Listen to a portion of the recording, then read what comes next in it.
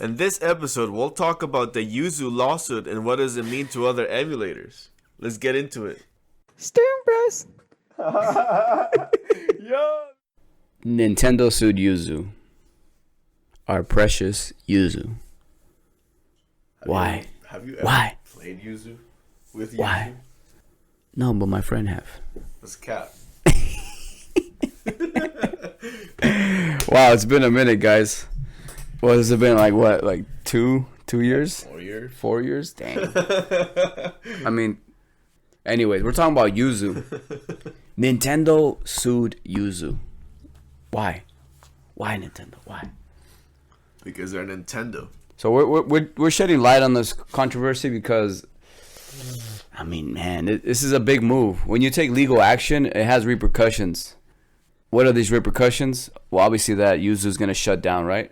But the ripple effect is that it's going to impact other emulators. Personally, I like emulators that let me play Pokemon games. I recently beat Pokemon Red again without the cheat codes. It was pretty fun. It's pretty lit. Do you own Pokemon Red? Yeah. Oh yeah? It's in my mom's basement. Alright. See, it's such a weird it has such a weird legality because according to what, I don't know, people online, it's only okay if you actually own the physical copy, What? right? But like, who's gonna check? Is Nintendo gonna come to my door with the Nintendo ninjas and check if I have? Nintendo police? Yeah, like, what the hell is that about? That's what people are talking about, that the new emulator that's on the iPhone, or like the App Store allowed emulators on the App Store or something like that, right? Yeah, recently, yeah. But they're not giving you the Right, games yeah, to download. They're giving you the emulator, but they're saying that in regards to the games, and you just gotta buy them or something. Yeah, you just on your own, like. Which, by the way, where do you buy them? Who do you buy them from? You gotta go to a sketchy website. That's what you do. Like the rest of Vault, romvault.com. With the Insert the plug. with the suggestive With the ads. suggestive ads that I can't let my kids go on because of. Jeez. Actually, that's how I bloomed. Anyway, dude, what does this mean for other emulators though? Like, who's gonna want to emulate any other Nintendo platform? You know what it means? It means that whenever there's a new emulator for Xbox or PlayStation, they're just gonna have legal precedent to sue them and get rid of them. That's all there is. Usually shouldn't have backed down. Usually should have put up a fight, but they just rolled over and paid Nintendo and just took it. The reason why Nintendo sued Yuzu is because in order to play games, emulate the games, you're supposed to dump the Switch games into your PC. And the process on how to dump those games on your PC is illegal because you're breaking into Nintendo's proprietary code. And there's a guide on how to do that on the Yuzu website, and that's what led to them being able to, being sued. So if it wasn't for that, could they have still gotten sued? Not really. I don't think so. Yeah, because they wouldn't have a reason. Yeah, all the ROMs are available online regardless, right? Yes, But the issue is that Yuzu was not only showing people how to access the infringement code, but also it was giving them a tutorial on how to do it. Okay. So they ended up on a settlement, 2.4 million, and they ceased all activities related to the emulator. Crazy. Just crazy. Didn't it also have to do with them releasing a game earlier than Nintendo? That's right. Somehow, when Tears of the Kingdom released a week before, somebody found the game and dumped it online. Wow. The same tutorial that's on Yuzu. they were able to get the game, the physical copy, and dump it on their PC. And once it's on your PC, they uploaded it to the internet, and it spread like wildfire. So you had a group of people already playing Tears of the Kingdom even before it released on, to the public.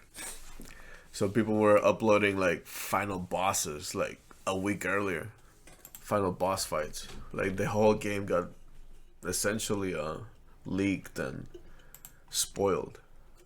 And Nintendo claimed that it was billions in losses. I don't know about billions. Millions, sure, but nah, no way, it's billions. It's Tears of the Kingdom, dog. Yeah, but people have to know about Yuzu in order to even do that. Like, I didn't hear about that. No, well, you don't need to know. All you need to know is that some random, the internet got the game and dumped it online. That it was on the front page of YouTube. Your YouTube, not mine. Oh, excuse me. That's what I'm saying. It's not. It's kind of unfair, but they would have to prove that, right? You think you're better than me? I think my YouTube says it all. You ain't got no tape videos on your YouTube. Like the one you sent yesterday.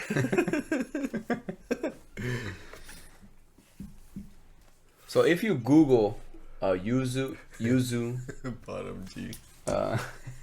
If you Google Yuzu Tears of the Kingdom, right away you find out tutorials on how to set it up, how to pirate it. Now, the issue with that is that Go down. IGN is saying that Tears of the Kingdom was pirated 1 million times. That's crazy. See? That's at least billions. see, according to IGN, according to IGN, Nintendo says Tears of the Kingdom was pirated 1 million times. Pre-released against the emulator creator. So that means that 1 million purchases were missed by Nintendo. How many zeros is a million? I don't know. -1. Oh. Yeah, it's a million. Times, whoa. Times 59.99. Why? You're crazy. It was $69.99. $69.99. What do you think they are? See? That means that Nintendo missed out on $69,990,000. Here's the thing. Here's the thing about that. Anytime you download an emulator, it will count towards the 1 million. That means that when you download it and you don't have enough space and you have to cancel and delete that file, it's still counted as 1. So for one person, it counts as 1. Now, if they have to delete the file and re-download it again, that counts as 2 when it's just one person. Now, if they try to play the emulator and it doesn't work, what happens? Oh, your instinct is, okay, delete the emulator and then download it again. I keep saying emulator. I mean the ROM. You re-download it. So one person could have downloaded it multiple times regardless. It doesn't necessarily mean that 1 million people. But of course they're going to make it seem like it's 1 million people because that exaggerates their lawsuit and that'll make them win. That's a really good point. I never thought about that. Yeah, but that just gave Nintendo like ammunition to sue them. It's just really bad, like really bad on Nintendo's part. If we lose access to emulation, we're gonna lose the access to old games. Game preservation is at stake. It's not just gonna go away. So look at what happened last week. Nintendo shut down the Nintendo 3DS and Wii U online services.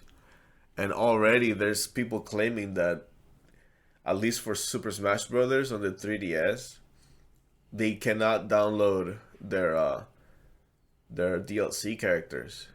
They cannot re-download them because of some technicality. And, what is Nintendo gonna do? That's money that they paid for. and that Nintendo just shut down because they're big brother. Because they're big daddy. Because I wanted to. Oh yeah, you're gonna make us lose money? We're gonna close this server. I wonder how much it costs to keep a server. Dude, they make a lot of money. Like why I don't get why they would need to do that. Yeah, right. I mean, just buy another server. Yeah, just buy another server. I have weirdo. no idea what a server is. So Here's the thing. Also about that though is that I've seen blogs online where people say they've tried both Yuzu, Tears of the Kingdom. They tried it on their PC and also they tried it on their Switch. And even though both are great, like they both perform like about average, Yuzu on the PC was just way more impressive. At least according to some Reddit. Some Reddit? Nah, it's just some blog post. oh, sorry. So of course, the early access might have given them some kind of nostalgic feeling that it's better. But at the same time, if you play both, I mean, there is things. Some people just like playing on PCs, you know. If Nintendo had a Switch option where they can just connect their game via like a little USB slot, and then they could just play a Nintendo-made emulator on their PC. Oh, I doubt that'll ever happen, right? But you just from this blog alone, you can see that some people just prefer to play on their PC. What if they're able to buy a physical game and then they have a digital version that they can just play on their PC? Why can't we do that? Like old school the Blu-ray DVDs. You mean like Game Pass? Nah, let's not even talk about Game Pass. I don't even want to get into that. Anyway, tell us what you guys think.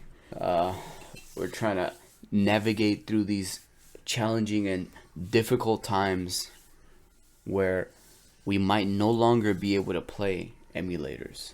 What will happen? All these emulators that have existed throughout our time, most of them are gone. Will that be all of them? You know what would happen? Nintendo would just sell you their old games for $60 retail price. Hell yeah. Anyway, tell us what you guys think. See you guys next time. Peace. No, keep going. Just